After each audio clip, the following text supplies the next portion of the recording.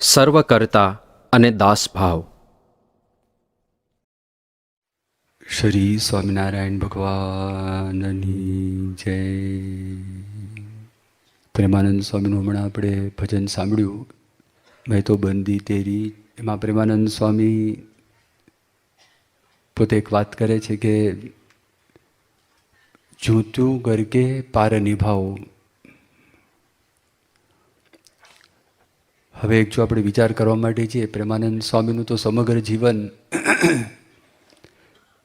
એ શ્રીજી મહારાજને કેન્દ્રમાં રાખીને જ એમણે વિતાવેલું હતું. પણ એવા ક્યારેક પ્રસંગો પ્રેમાનંદ સ્વામીના જીવનની અંદર બન્યા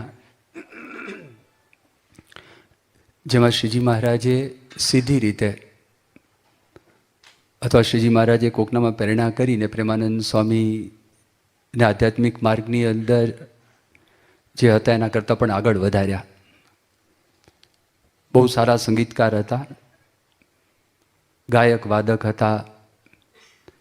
એવું કહેવાય છે કે એમનો ઉછેર તો એક મુસલમાને કરેલો હતો, પણ મૂળ પોતે નાગર હતા.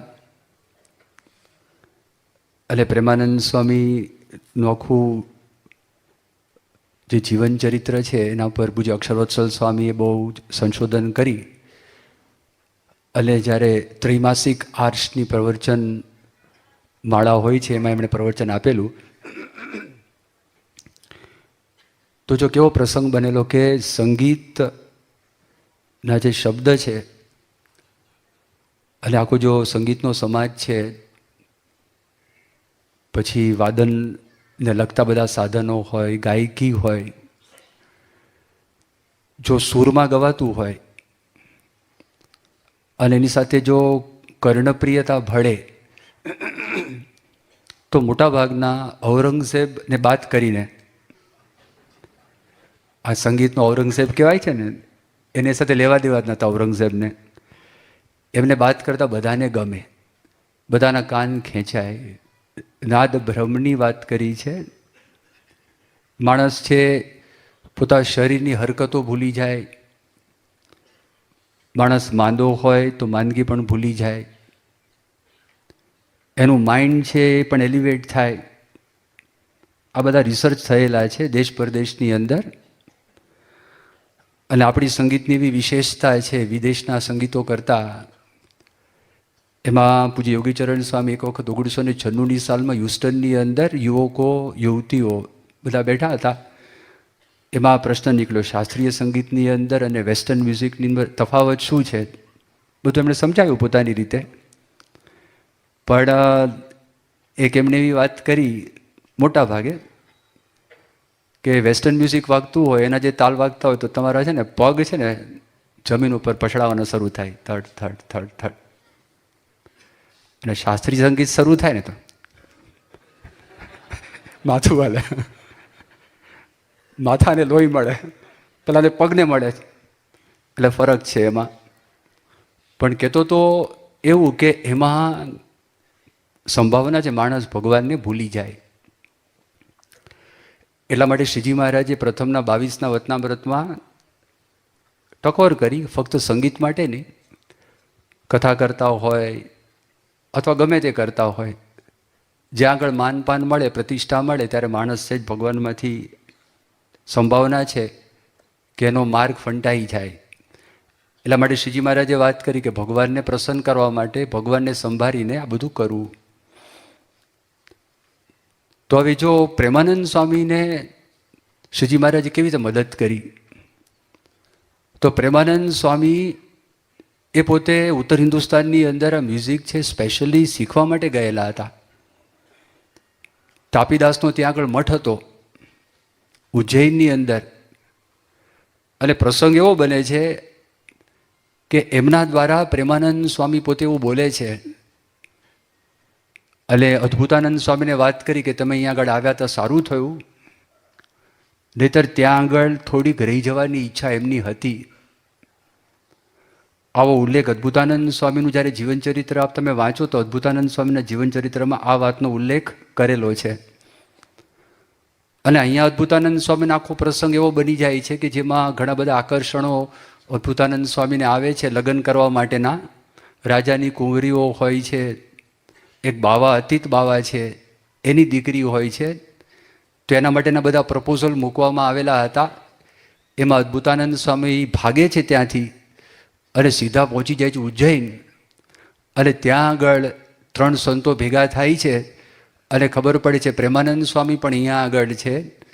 અને 4 સંતો ભેગા થઈને શ્રીજી મહારાજના બધા મહિમાની વાતો કરે છે અને બધા નક્કી કરે છે બહુ સમય આપણે અહીંયા રહ્યા, મહારાજના આપણને દર્શન થયા નથી, માટે મહારાજના દર્શન કરવા માટે આપણે ગુજરાતની અંદર જઈએ.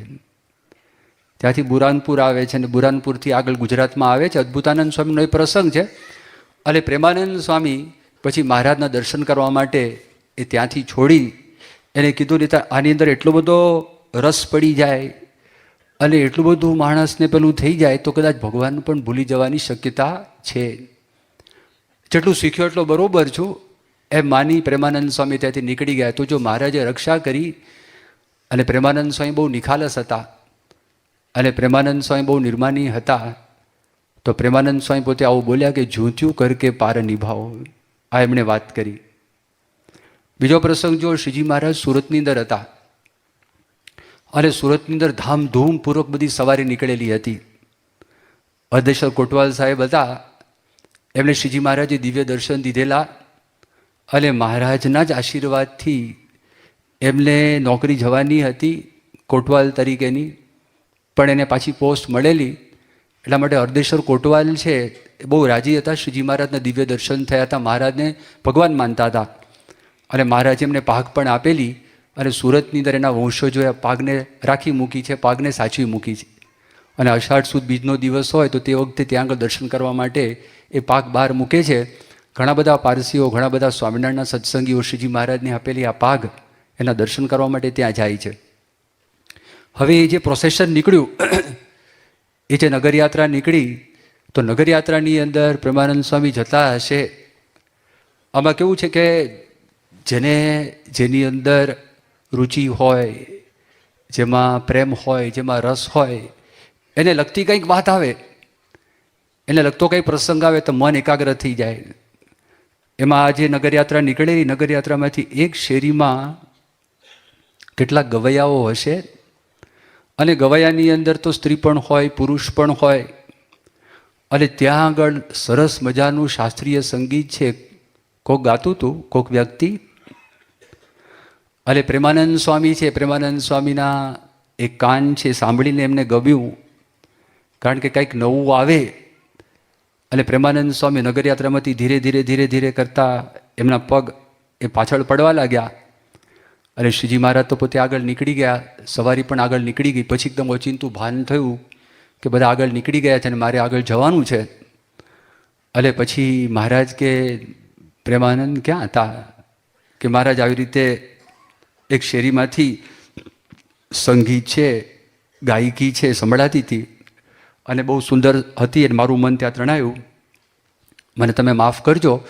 અને આમાંથી મારા ધીરે ધીરે હું આમ પાછળ રહી ગયો અને બધાની સંઘની સાથે રહી શક્યો નહીં. શ્રીજી મહારાજે કીધું પ્રેમાનંદ સ્વામી 1 મહિનાની ધારણા પારણા કરજો. શું થયું? 1 મહિનાના ધારણા પારણા. અને એ પ્રેમાનંદ સ્વામીને શ્રીજી મહારાજે આવી હતું કે જૂત્યું કર કે પાર નિભાવવા. તો પ્રેમાનંદ સ્વામીનો દાસત્વ ભાવ હતો, બાકી જૂત્યું કર કે પાર નિભાવવાની વાત નથી.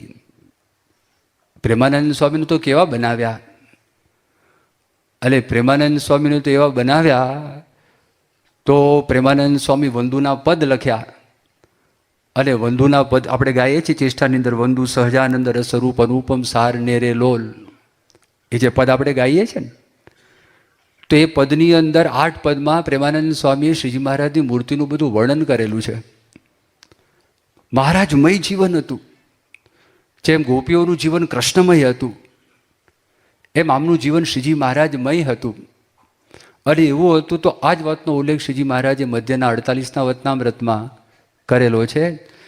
સ્વામિનારાયણ ભગવાન પોતે એવું કહે છે કે આવી રીતે જેને ભગવાનની મૂર્તિનું ચિંતવન હોય તો એ છતી દેહે એ ભગવાનના ધામમાં જ બેઠો છે, એનું જીવન કૃતાર્થ થયું છે. ફરી વખત ગર્ભની અંદર એને આવવું નહીં પડે. અને અમારા તો મનમાં એમ થાય છે કે આવા સાધુને ઉઠીને સાષ્ટાંગ દંડવત પ્રણામ કરીએ. આવી વાત સ્વામિનારાયણ ભગવાન પ્રેમાનંદ સ્વામીને નિમિત્ત બનાવે છે. જ્યું થયું કર કે પાર નિભાવવાની વાત ક્યાં હતી? આ તો ગૌરવપૂર્વક પાર કર્યા છે, એકાંતિક બનાવીને પાર કરેલા છે. એ સામાન્ય તો છે જ નહીં. એવા પ્રેમાનંદ સ્વામી હતા, એવા સમર્થ હતા. અને પ્રેમાનંદ સ્વામીની માગણી કદાચ ઘણા બધા તે વખતના રાજાઓ જો પ્રેમાનંદ સ્વામી કોઈક રજવાડાની અંદર હોત તો એનું જે વર્ષાસન છે એ પ્રેમાનંદ સ્વામી ખાતા હોત. પ્રેમાનંદ સ્વામીને કેટલાક ગામડાઓ પણ પ્રાપ્ત થયા હોત. એ આવા હોવા છતાં આ ભજનની અંદર પ્રેમાનંદ સ્વામીનો દાસભાવ તમે જુઓ. પ્રેમાનંદ સ્વામી શું કહે છે? બિના મોલ કી ચેરી તોરી, બિના મોલ કી ચેરી તોરી. હું તમારી સેવા કરીશ બિના મોલ, તમારી પાસે કાંઈ પણ પૈસા તમારી પાસે હું નહીં લઉં. મેં તો બંધી તેરી. આ વાત કરે છે, હું તમારી દાસી છું, હું તમારો દાસ છું, હું તમારી સેવા કરીશ, તમારું કામ કરીશ, પણ તમારી પાસે પૈસા નહીં લઉં. બિના મોલ કી ચેરી, હું તમારો ચેલી છું. તોરી, તમારી ચેલી છું. આવી વાત પ્રેમાનંદ સ્વામી કરી. આ બધા ભજનોની અંદર આપણને સમજવા શું મળે છે? અને આપણને સમજવા એ મળે છે કે આપણા સિદ્ધાંતો કેટલાક જે શ્રીજી મહારાજ આ લોકની અંદર આવ્યા, તો હિન્દુ ધર્મની અંદર ઘણા બધા સિદ્ધાંતો છે. એમાં હિન્દુ ધર્મ માટે વિદેશની અંદર અથવા આ લોકની અંદર પણ કેટલાક લોકોના મનમાં એમ છે કે વેદાંત છે ને, અને ખાસ કરીને શંકર વેદાંત, તો એ વેદાંત જ સર્વસ્વ છે. એની અંદર કોઈ દાસભાવ આવતો જ નથી. આત્મા સો પરમાત્મા. 4-5 મહિના પહેલાં મને એક યુવક મળેલા અને એને પોતે મને વાત કરી કે સ્વામી, આત્મા સો પરમાત્મા આ લોકની અંદર તમે સાંભળશો, આત્મા એ જ પરમાત્મા છે. શ્રીજી મહારાજ આ વાતનો સ્વીકાર કરતા નથી. આપણને પૂછીએ તમે પરમાત્મા છો? પરમાત્મા તો શું કરવા અહીંયા આવો? પરમાત્માને દુઃખ હોય? આપણે વિચાર કરીએ આપણને દુઃખ આવે છે તો આપણા જીવનમાં દુઃખના અનુભવ તો છે જ. આપણને કોઈ તમાચો મારે તોય દુઃખ, ખાવાનું ન મળે તોય દુઃખ, પીવાનું ન મળે તોય દુઃખ, ભણવા માટે ગયા હોય માર્ક બરોબર ના આવે તોય દુઃખ, નોકરી ન મળે તોય દુઃખ, ઇન્ટરવ્યૂમાં નાપાસ થાય તોય દુઃખ. ડગલે ને પગલે દુઃખની અંદર પડ્યા છે ને બોલવામાં હું પરમાત્મા છું. એટલે ભાઈ શેનો પરમાત્મા? એટલે આમાં ભ્રમિત ના થવું. બહુ ઊંચા પ્રકારના એસોટેરિક જ્ઞાન બધા આવે અને એ જ્ઞાનની અંદર આપણે લેખો વાંચતા હોય, ઓહો આમાં તો બધું જ સરખું, આમાં માને આય ભગવાન, આય ભગવાન, આય ભગવાન. એટલે કેટલા ભગવાન છે? સનાતન ભગવાન એક જ છે. જો આ બધા મહારાજના વચનો, પરમહંસોના વચનો તમે જુઓ અને પરમહંસોના વચનો ઉપરથી આપણને આપણો સિદ્ધાંત પણ વ્યવસ્થિતપણે ખ્યાલ આવે. શ્રીજી મહારાજે વાત કરી સનાતન ભગવાન એક છે અને આપણે ભજી ભજીને ગમે તેટલા મોટા થઈએ પણ કોઈ દિવસ આપણે ભગવાન થઈ શકતા જ નથી. અક્ષર મુક્તોની પંક્તિમાં ભળીએ એ અવસ્થા પણ બહુ મોટી અવસ્થા છે. એ સામાન્ય અવસ્થા નથી. આપણે ભગવાનનો આશરો કરીને જતા હોય ને કેવું બધું વિચિત્ર તંત્ર થઈ જાય. કારણ કે વિજ્ઞાન છે ને, વિજ્ઞાન, તો વિજ્ઞાનની અંદર પણ વિજ્ઞાન ત્યાં સુધી જ પહોંચેલું છે. ખાસ કરીને ભૌતિક વિજ્ઞાન, જેને મોડર્ન ફિઝિક્સ કહેવાય, તો એ ફિઝિક્સની અંદર પણ એને વેદાંતનો ભાગ, વેદાંતમાં ચૈતન્ય તત્વ આવે, બધે બ્રહ્મ સભર ભરેલો છે. ભૌતિક વિજ્ઞાનની અંદર ઇલેક્ટ્રોન્સ, પ્રોટોન્સ, ન્યુટ્રોન્સ, એ છેવટ સુધી આખા વિશ્વમાં તમે કોઈ પણ ગધેડું લો, માણસ લો, પદાર્થ લો અને તમે આ કરો તો છેવટે આ થાય. તો ત્યાં સુધી ભળે લોકોને ગમે, એના મગજની અંદર સેટ થાય અને એમ માને તો જ વિશ્વની અંદર એકતા આવે. એટલે આવી બધી વાતોથી પણ આપણા અંતરની અંદર થાય કે હશે કે કેમ, પણ મૂર્તિમાં આપણી સામે જુઓ ને, રોજબરોજનું જીવન જુઓ, રોજબરોજના જીવન પરથી આપણને ખબર પડે કે આ વાત બરોબર નથી. તો આ જો સંતો લખીને ગયા છે, પણ એમાં એક પ્રશ્ન ક્યાં આવીને ઊભો થઈ જાય કે જે ભગવાનની ઉપાસના કરવાથી આપણને કંઈ પ્રાપ્તિ થઈ હોય અને પછી આપણે ભગવાનના સમોવડિયા થઈ જઈએ, કેવું કહેવાય? યોગી બાબા પેલું દ્રષ્ટાંત આપતા.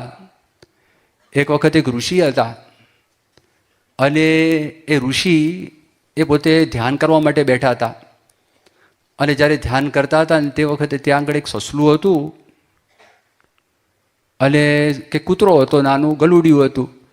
એ એકદમ એની પાછળ કોઈક શિકારી પ્રાણી પડ્યું અને ત્યાં આગળ આવીને પડ્યું ખોળામાં. એને જોયું કે મારો આશરો કર્યો છે અને આને બિચારાને ભય છે, એટલે એ કૂતરાને પછી એને મોટું પ્રાણી બનાવી દીધું. કૂતરામાંથી એને બનાવી દીધો દીપડો. પણ દીપડાની પાછળ પછી પડ્યો વાઘ. એટલે પાછો ગભરાયો, પાછો ઋષિ પાસે આવ્યો અને ઋષિએ પછી એને વાઘ બનાવી દીધો. વાઘ થઈને બધે ફરે, બધા પ્રાણીઓનો શિકાર કરે, બધાનું લોહી ચાખ્યું અને થયું વાહ સરસ લોહી છે અને મને મજા આવે. એની પાછળ પડ્યો સિંહ. એટલે વળી પાછો ઋષિ પાસે આવ્યો. ઋષિ કીધું કે ઓજા બેટા સિંહ. તો સિંહ થઈ ગયો. હવે સિંહ થઈ ગયો અને પછી તો શરભની બીક લાગી. આપણા શાસ્ત્રમાં શરભની વાત કરી છે. તો પછી એને કીધું કે ભાઈ તું શરભ થઈ જા. પછી શરભ થઈને ચક્રવર્તી રાજા હોય ને, ચક્રવર્તી પ્રાણી, એને કોઈની બીક નહીં, નિર્ભય થઈને બધે ફરે, બધાનું લોહી ચાખે. એક દિવસ એના મનમાં વિચાર હતો કે મેં બધાનું લોહી ચાખ્યું છે, આ ઋષિનું લોહી કેવું હશે. લોકો અને પછી તો ધીરે ધીરે આવ્યો ઋષિ. તો બધું મનનું તનકી જાને મનકી જાને જાને ચિતકી ચોરી. એ જ્યાં નજીક લપાતો લપાતો આવ્યો, જેવો નજીક આવીને છલાંગ મારવા જાય છે, ઓછા બેટા કૂદતા આવ્યો હતો ને પહેલા. એમ આપણે ભગવાન થકી બધી ભગવાનની ઉપાસના વચ્ચે જ બધી સિદ્ધિઓ મળે છે, આ લોકની પરલોકની. અને પછી માણસ ભગવાનને ભૂલી જાય છે અને પોતે ભગવાન થવા માટે બેસે તો કેવું કહેવાય. એ સૈદ્ધાંતિક ચોખવટો, વૈચારિક સ્પષ્ટતાઓ પણ આવા બધા ભજનની અંદરથી આપણને થાય છે. આપણને સાધનાનો માર્ગ છે, સાધનાનો માર્ગ પણ આપણી પાસે આવે. સાધનાનો માર્ગ તમે જો ગમે તેટલા મોટા થઈએ તો પણ દાસભાવ ભગવાન સાથે, ગુરુ સાથે એ કોઈ દાડો પણ જવો ના જોઈએ. એમના થકી જ છે, જે કાંઈ છે એમના થકી છે. આ વાતથી અતિશય દૃઢતા હોય તો કોઈ દિવસ સત્સંગમાં એને વાંધો ના આવે, કોઈ દિવસ એને મુશ્કેલી થાય નહીં.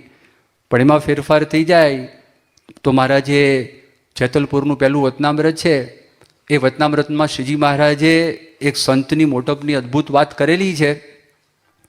તો એમાં શ્રીજી મહારાજ આ વાત કરી, શરૂઆતમાં આપણને કોઈ માનતું ન હોય તો તે વખતે આપણો અહંકાર છે ને જુદી જાતનો હોય, અભિમાન જુદી જાતનું હોય. કારણ કોઈ માનતું ના હોય તો આપણો શું અહંકાર હોય, કાંઈ નહીં. પણ 5 માણસ માનતા થાય ને તો આપણો અહંકાર જુદી જાતનો થાય. પછી 10 માણસ માનતા થાય તો આપણો અહંકાર છે એ પાછો બદલાય. એમાં 100 માણસ માનતા થાય, આખા પૃથ્વીના માણસ માનતા થાય, આપણો અહંકાર એ બદલાઈ જાય. પછી ઇન્દ્રનું રાજ આવે, બ્રહ્માનું રાજ આવે તો કેવું થઈ જાય, કોઈને નમે નહીં. ત્યારે શ્રીજી મહારાજે વાત કરી છે, ડાયો માણસ છે એ એમ માને છે કે આ મારી મોટપ આને લીધે નથી, મારી મોટપ તો સંત સમાગમથી છે. અને સંતની મોટપ શા વતે છે? તે સંતની મોટપ રાજ્ય વતે નથી, ધન સંપત્તિ વતી સંતની મોટપ નથી.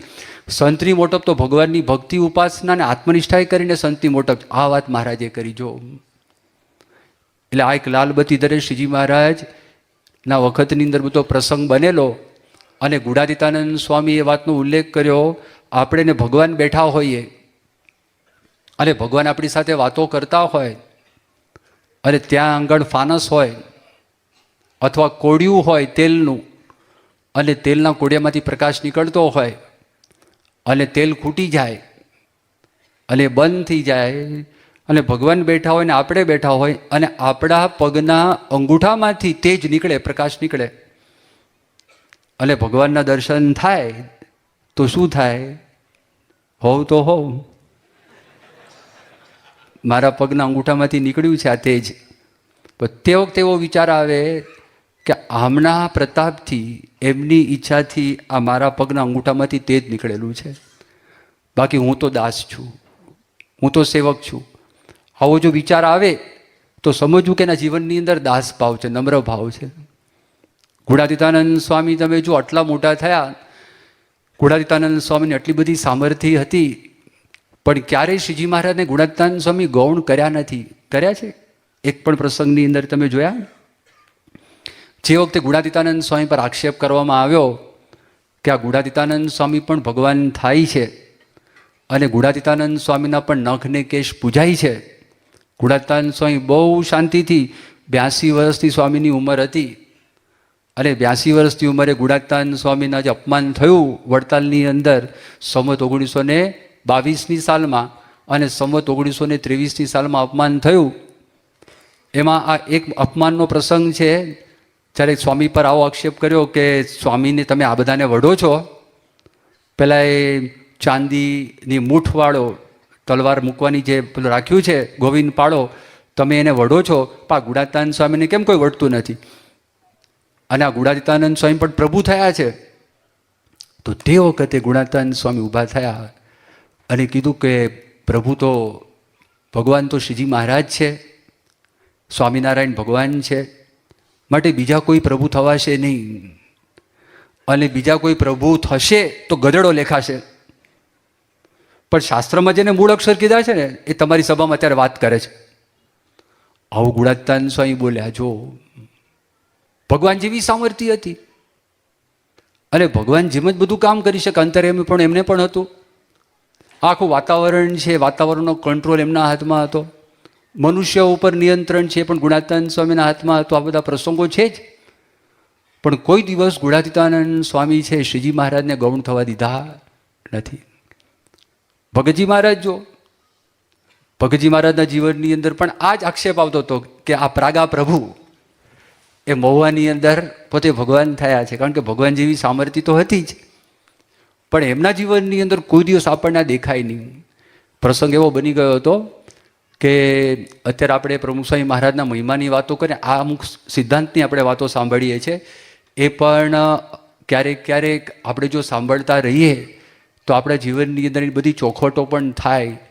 પ્રસંગ એવો બની ગયેલો જૂનાગઢની અંદર ગુણાતીતાનંદ સ્વામી હતા. સ્વાભાવિકપણે ગુણાતીતાનંદ સ્વામીના મહિમાનું પ્રવર્તન થયું.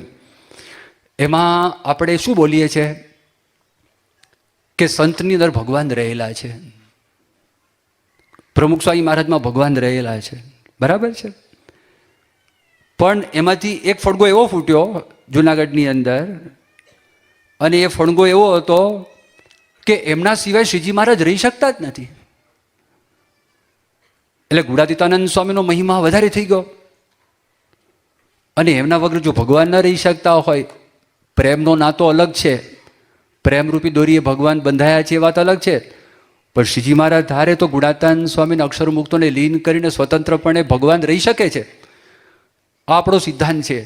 એટલા માટે તો વચ્ચે આપણે ભગવાનની મૂર્તિ મોટી પધરાવીએ છીએ. ગુણાતીતાનંદ સ્વામી ગોપાળાનંદ સ્વામીની મૂર્તિ જોઈ આવજો, અને ત્યાં જોઈ આવો તમે દિલ્હી અક્ષરધામની અંદર મહારાજની મૂર્તિ કેવડી છે અને ગુણાતીત પરંપરાની મૂર્તિ કેવડી. તમે બીજું પણ જો, પરોક્ષની અંદર નરનારાયણની મૂર્તિ છે, બંનેની સાઈઝ સરખી છે. જોજો પરોક્ષના મંદિરો જોજો. અહીંયા આગળ મહારાજે આપણને આજ્ઞા કરી છે વડતાલનું 5મું વતનામૃત કે સરખી સેવા કરવી, એમ છતાં સ્વામી સેવક ભાવનો ભંગ ન થાય એટલા માટે શ્રીજી મહારાજની પાસે ગુણાતીતાનંદ સ્વામીની મૂર્તિની સાઈઝ નીચી જ હોય છે હંમેશને માટે.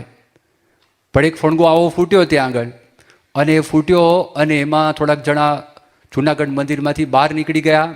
કાળવાના સામે કિનારે પ્રકાશપુરીની અંદર અમુક સાધુઓ ભેગા થયા, અમુક હરિભક્તો ભેગા થયા, અને એની અંદર એક દેરું બનાવ્યું, અને દેરાની અંદર માત્ર ગુણાતીતાનંદ સ્વામીની મૂર્તિ પધરાવી, સ્વામિનારાયણ ભગવાનની મૂર્તિ નહીં.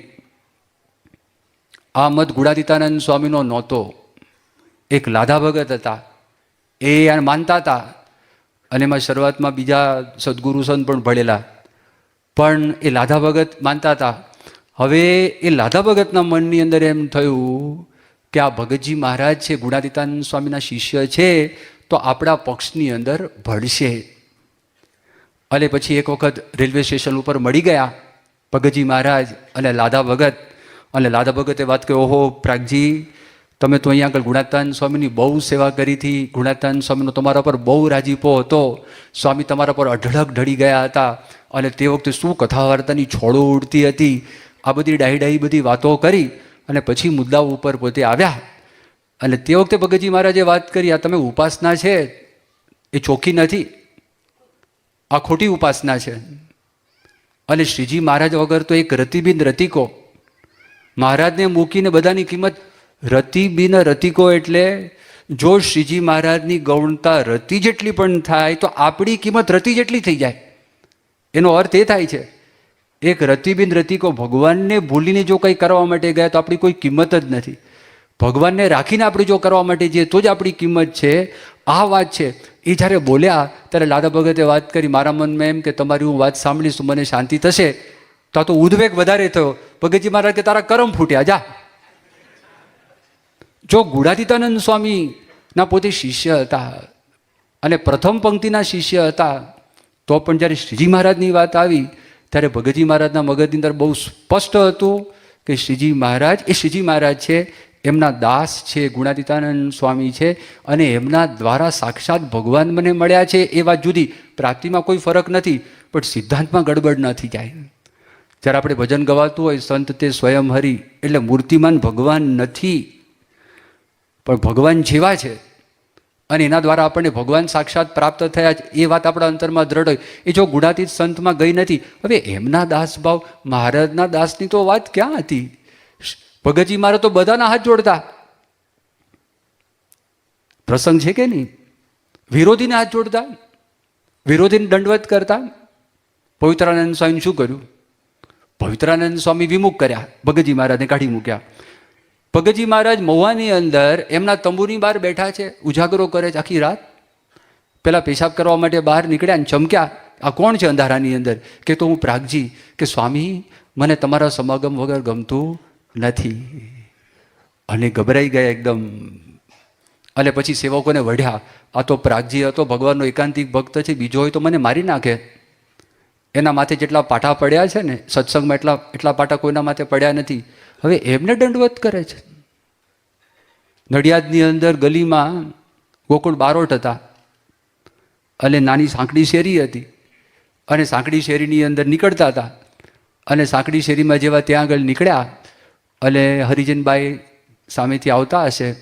નડિયાદ છે, નડિયાદ 6 ગામ, એટલે પટેલો છે ને એ બહુ મોટા કહેવાય, 6 ગામના માથા ભારે. નડિયાદના બારોટોય માથા ભારે. એ જે બ્રહ્મભટ્ટ બારોટ એ માથા ભારે, કોઈને ગાંઠે નહીં. એટલે બધાને ખબર હોય છે એનો રૂઆબ જુદી પ્રકારનો. એટલે પેલી બિચારી હરિજનબાઈ આવતી હશે સામેથી, એ જે બોલ્યા, આમ શું કહે, હટ અહીંથી, બાજુમાં ખસી જા, કંઈક ગમે તેવા શબ્દો બોલ્યા હશે. ભગતજી મહારાજે સાંભળ્યું, હાથ પકડ્યો. ભગતજી મહારાજ કે એના હૃદયની અંદર ભગવાન નથી, આ બરોબર નથી બોલ્યા. ભગતજી મહારાજે બીજું કીધું, બીજા જન્મ અવતાર લેવો છે એવો.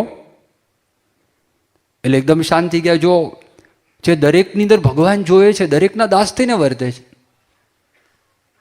દાસભાવ જતો નથી, કોઈ દાડો જતો નથી એના જીવનમાંથી. તેમના જીવનમાં તમે જો નથી ગયો, શાસ્ત્રીજી મહારાજ માટે પાછો આ જ આવ્યો છે. એ જે ગુણાતીતનો આક્ષેપ શરૂ થયો, અલ્લાહ કી ખોણી ઠેઠ સે ચલી આતી હૈ.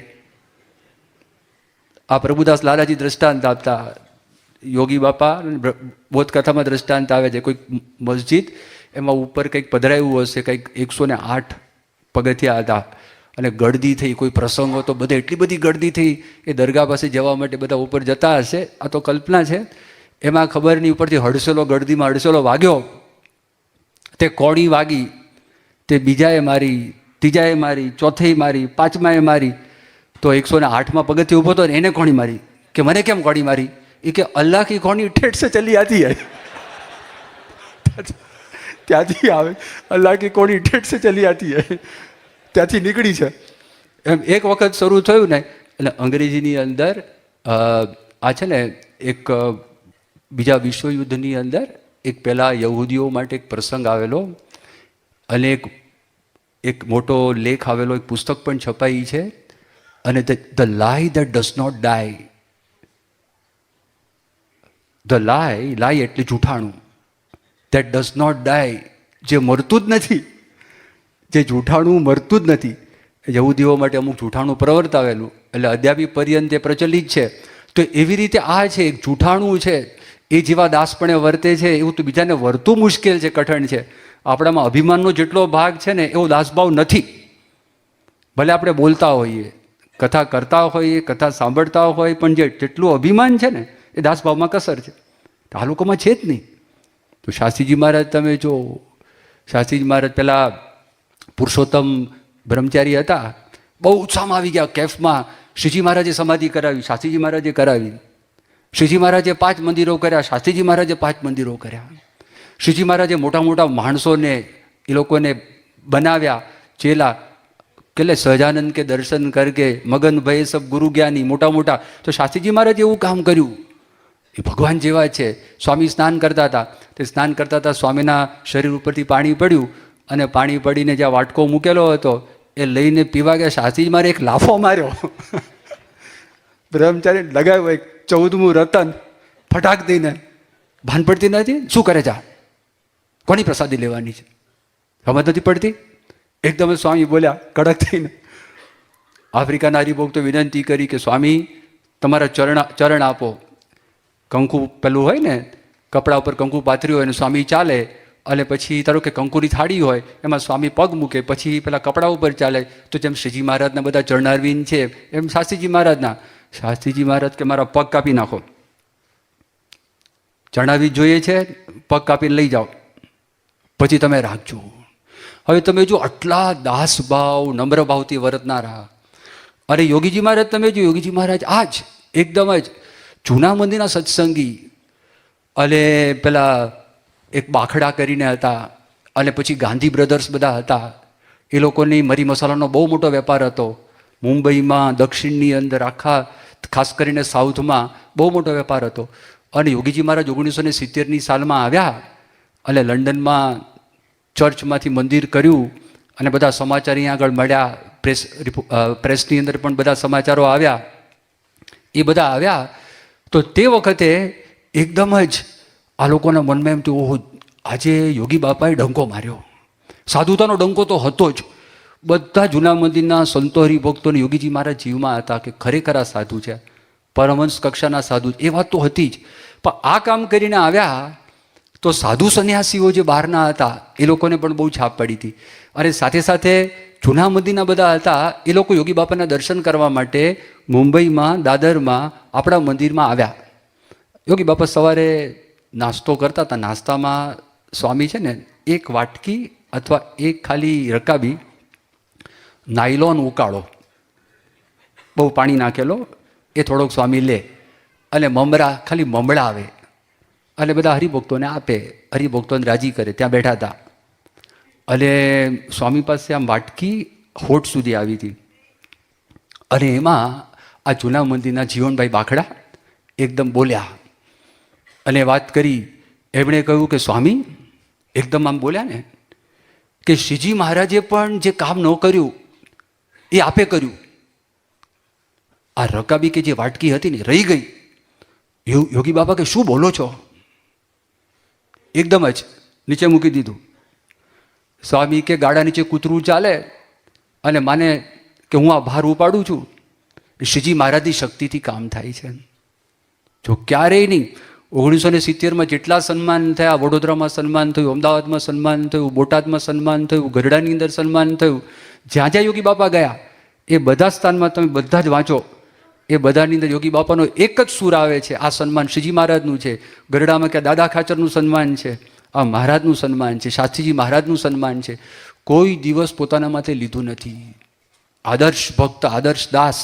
જો આ પ્રણાલિકા છે, આ સત્સંગનો મોટો વારસો છે, એ આપણને પ્રાપ્ત થયો. આજે બાપા જો પ્રમુખ સ્વામી મહારાજ પડે કોઈ પણ આટલી મોટી સિદ્ધિ, આટલું મોટું કામ, અને સંતો પૂછતા જાય કે આ તમે કર્યું કે મહારાજે કર્યું? તરત જ મહારાજે કર્યું. વચ્ચે બાપાના દર્શન કરવા માટે ગયેલા, અને તે વખતે અને હું બહાર હતો, અને પછી નાણમુંડી સ્વામી મને વાત કરી કે તમે દર્શન કરવા માટે અંદર જાઓ. મેં કહ્યું બાપા હમણાં બહાર આવશે જ, અહીંયા આગળ દર્શન થશે. એટલે મને આગ્રહ કર્યો કે તમે જાઓ. એટલે મેં કહ્યું ચલો આપણે દર્શન કરવા માટે જઈએ. બાપા પૂજા કરતા હતા, અને જેવા આમ દાખલ થયા અને બેઠા, પછી થોડીક વારમાં બાપાની પૂજા પતી ગઈ. એટલે વિવેકસાગર સ્વામી એકદમ નજીકથી આવ્યા, વળી અને બાપાને હાથ જોડીને કીધું કે બાપા જય સ્વામિનારાયણ. બાપા કહે જય સ્વામિનારાયણ. એટલે ધર્મચરણ સ્વામી મને કીધું કે તમે છે ને આમ લાઈનમાં આવી જાઓ, એટલે બાપાને આમ ગળું ફેરવવું ન પડે, અને તમે જય સ્વામિનારાયણ બોલો. એટલે મેં જય સ્વામિનારાયણ કીધા. જય સ્વામિનારાયણ. એટલે પછી મેં વિનંતી કરી કે બાપા આપની તબિયત સારી રાખજો. તરત સ્વામી કે મહારાજ સારી રાખશે. સ્વામી શું કે? મહારાજ સારી રાખશે. એટલે મેં સાંભળ્યું, મારી પાછળ પરમાનંદ સ્વામી ઊભા હતા, કે એમણે પણ સાંભળ્યું કે બાપા બોલ્યા તબિયતની વાત આવે મહારાજ, હરિભક્તોના પ્રશ્ન કાગળો ના આવે મહારાજ, ત્યાં આગળ મંદિરનું કામ કરવાનું હોય તો મહારાજની મૂર્તિ પાસે કંઈ પણ પ્રશ્ન થાય, ધૂન કોનું કરે છે? ધૂન સ્વામિનારાયણ સ્વામિનારાયણ કરે છે, એ ધૂન કરે છે, એ આપણને સમજાવે છે. પણ આપણે પાછું ભૂલા નથી પડવાનું, આપણે સમજવાનું છે એ મહારાજની વાત આવે એટલે આપણને મૂર્તિ દેખાય, પણ મહારાજની વાત આવે ને ત્યારે આપણને પ્રમુખ સ્વામી દેખાવા જોઈએ. યાદ રાખજો પાછા એ ભૂલા નહીં પડતા, કારણ કે એમાં મહારાજ રહેલા છે. તો એ આપણે પાછી વાત સમજવાની છે. પણ આપણને સમજાવે છે એવો દાસભાવ ગુરુ પાસે આપણને હોય તો વાંધો ના આવે. અને આ બીજું ભજન આપણે સાંભળ્યું ને, તો બીજા ભજનમાં કઈ વાત આવી? રામ રસ ऐसो है मेरे भाई, જો કોઈ પીવે અમર હો જાય. અમર ક્યારે બનીએ? અક્ષરધામના મુક્ત થઈએ ત્યારે, બરાબર? અક્ષરધામની પ્રાપ્તિ થાય ત્યારે. યદ ગતવાના નિવર્તન થાય. પણ સાધના બતાવી, ઊંચા ઊંચા સબ કોઈ ચાલે. આવ્યું તે કબીરદાસને કોણ કહેવા ગયું હતું 500 વર્ષ પહેલા? ઊંચા ઊંચા સબ કોઈ ચાલે, નીચા ન ચાલે કોઈ. નીચા નીચા જો કોઈ ચાલે, સબસે ઊંચા હોય. રામ રસ ऐसो है मेरे भाई, જો કોઈ પીવે અમર હો જાય. આ સાધના બતાવી. અને શ્રીજી મહારાજે વાત કરી, નિર્માની ભક્ત એ સર્વ કરતા શ્રેષ્ઠ છે. નિર્માની ભક્ત સર્વ કરતા મોટા છે. જે નમે એ પ્રભુને ગમે. ભગવાનને સંત પાસે આપણે નમતા રહીએ તો સમજવાનું આપણે આગળ વધવાના ને વધવાના. મહારાજ સ્વામીને પ્રાર્થના કરી કે આપણે જીવનમાં સ્વામી સેવક ભાવ દ્રઢ થાય, નિર્માની પણ દ્રઢ થાય, અને ભગવાનને અને પ્રમુખ સ્વામી મહારાજને રાજી કરી શકે. શ્રી સ્વામિનારાયણ ભગવાનની જય.